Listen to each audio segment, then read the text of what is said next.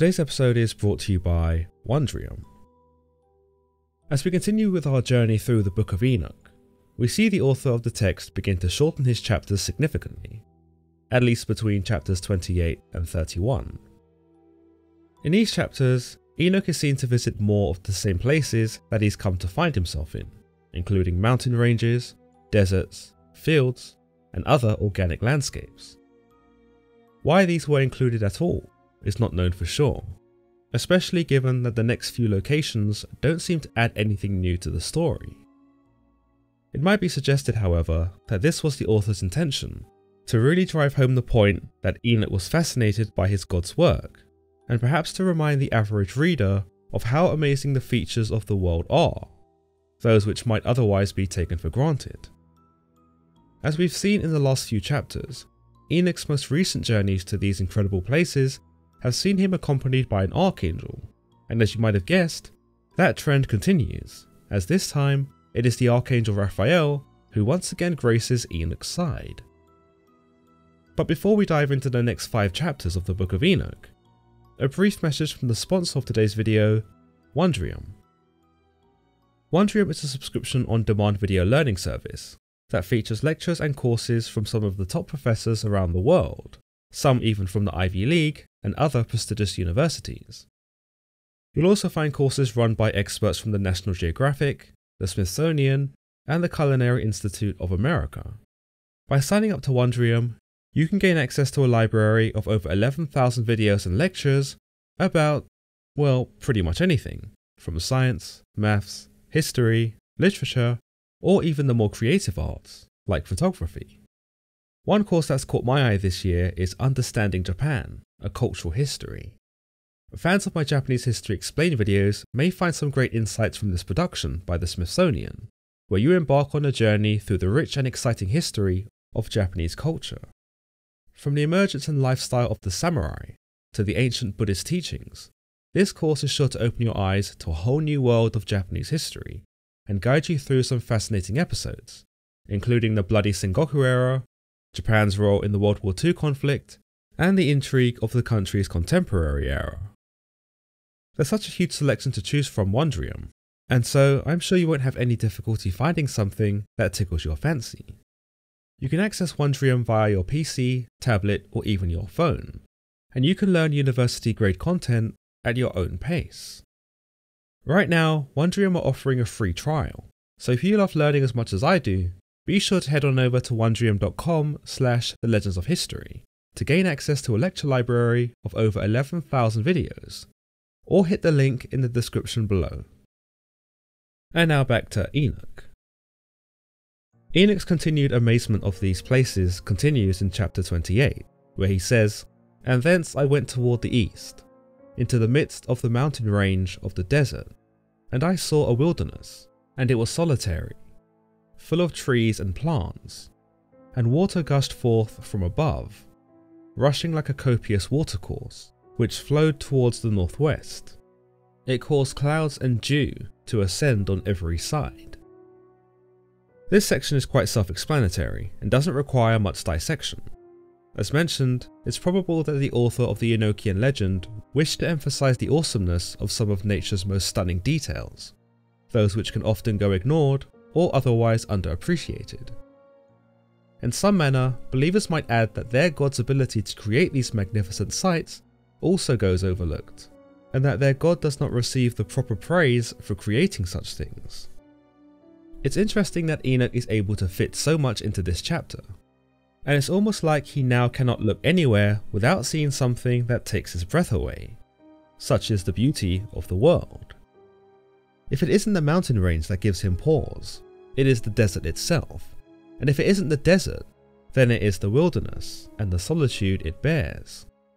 Yet even in this stark wilderness, there are trees and plants, and water gushes forth from above, showing us that even in the darkest places of the world, life still exists, and perhaps, by extension, so does beauty.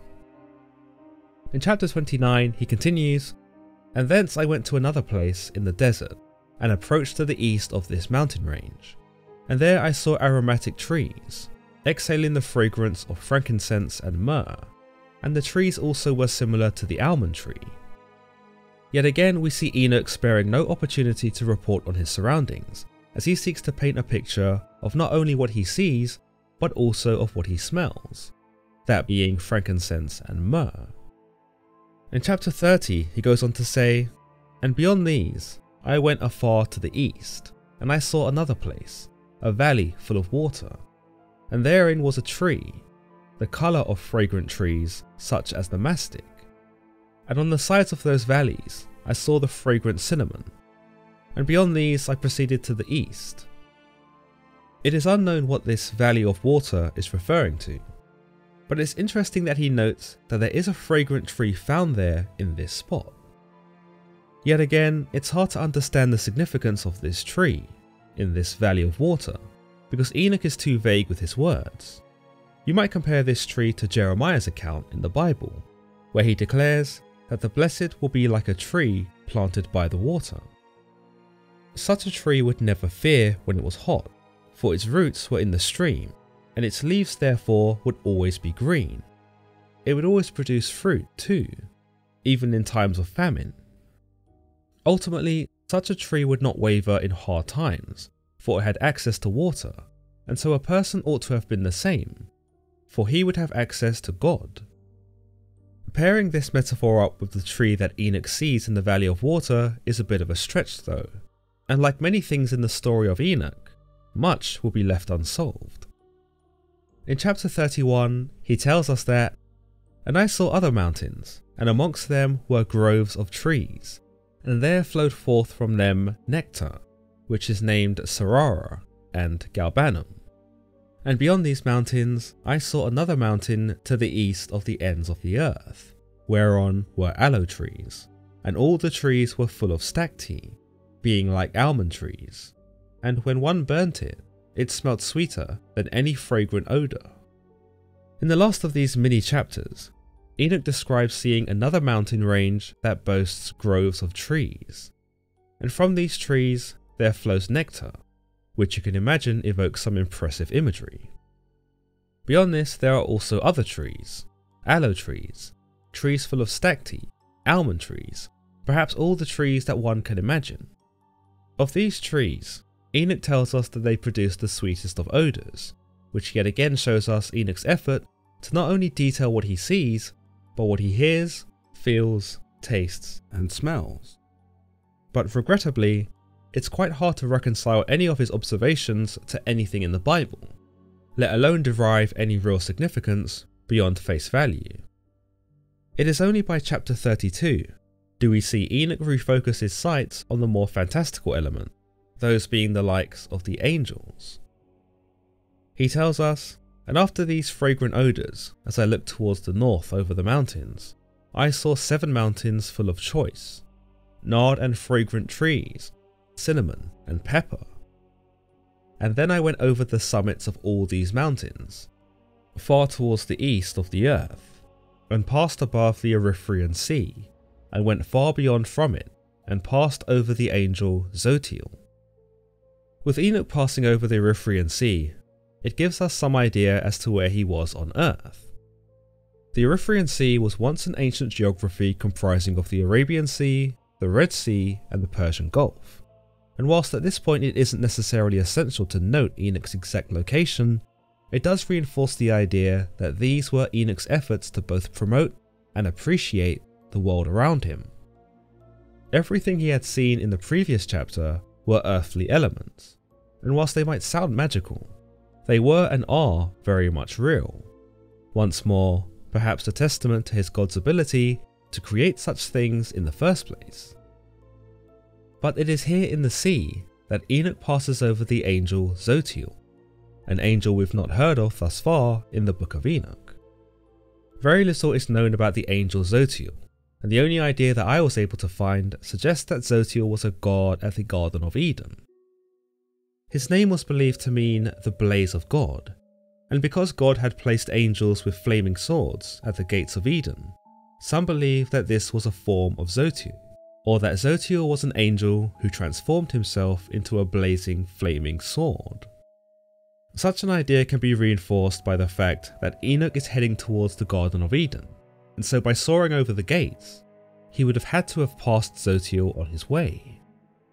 Indeed, Enoch does tell us, "And I came to the garden of righteousness, and saw beyond those trees many large trees, growing there and of goodly fragrance, large, very beautiful and glorious, and the tree of wisdom, whereof they eat, and know great wisdom. That tree is in height like the fir, and its leaves are like those of the carob tree, and its fruit is like the clusters of the vine, very beautiful, and the fragrance of the tree penetrates afar." Here we see that Enoch is indeed in the Garden of Eden, or the Garden of Righteousness, and just like any other place, he finds it to be the most glorious spectacle. Here we see that he actually does come into contact with the Tree of Knowledge, and appears to know of both Adam and Eve's failure to resist the wisdom that is offered. And furthermore, to Enoch's credit, despite admiring the tree and absorbing its beauty, he does not appear to be compelled to eat from it. Now, you might argue that eating from it would have been foolish, for not only would he have incurred the wrath of God there and then, but mankind now already had knowledge courtesy of Adam and Eve. Yet Enoch doesn't appear to be curious as to what the fruit tastes like from this tree, evidently keen to avoid making the same mistakes as the last humans who were once here. He continues, "Then I said, how beautiful is the tree, and how attractive is its look.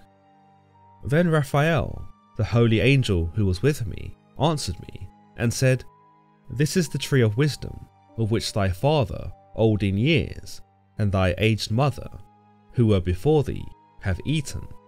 And they learnt wisdom, and their eyes were opened, and they knew that they were naked, and they were driven out of the garden." Here Raphael gives a steely reminder of the sin that had once taken place here, and you might say that this is a cautionary message to Enoch, warning him from being too besotted with the tree. Indeed, whilst he does resist the allures of the tree, he is keen to point out how beautiful it is and how attractive it looks. Perhaps Raphael noticed this slight zealousness in Enoch and sought to compose him, lest he make the same mistakes as Adam and Eve. Of course, it was never the tree itself that posed a threat, and the tree itself was not the source of temptation. Instead, this was the serpent, which, as you can see from the text, was absent from this scene. This section of the text can make one wonder that if there was no serpent, perhaps Adam and Eve would have never gone near the tree and truly would have obeyed God's instructions. Indeed, it might also be said that if Adam and Eve had been accompanied by Archangel Raphael, as Enoch was, then they may have made the right choice when the serpent emerged, for his voice of reason would have delivered them from evil. But as we know from Genesis, that was not the case, and it would appear that God might have taken some precautions in letting a man, even Enoch, get near the tree again. The presence of Archangel Raphael here isn't exactly necessary, considering that Enoch has been to far worse places on his journey without the need of an escort. Yet here, Raphael is positioned to almost chaperone Enoch through the garden, explaining to him that this is the tree of knowledge, as well as providing him with subtle caution. Whether or not God instructed Raphael to keep an eye on Enoch whilst he was in the Garden of Eden is not known for sure, but given how man had betrayed him once, it wouldn't have been a bad suggestion. Of course, there's also an idea that the archangels are always with Enoch throughout his journey, and so perhaps Raphael's presence, as well as his conjecture, is in line with the story, and merely a way in which Raphael could sate Enoch's curiosity in regards to this beautiful tree. As always guys, if you've enjoyed today's episode on the Book of Enoch, then don't forget to give this video a thumbs up, and don't forget to subscribe for more content just like this. Until next time.